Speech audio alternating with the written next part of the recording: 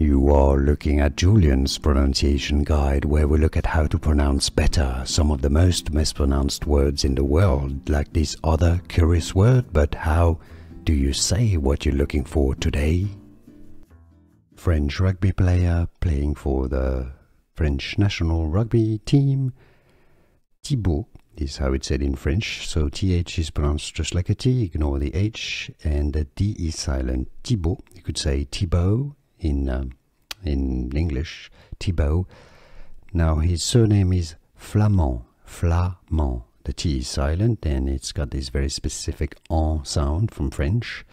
If you cannot pronounce it, you could say it as Thibaud Flament, Flamand, or Flamand, Thibaud Flament. French again, Thibaud Flament.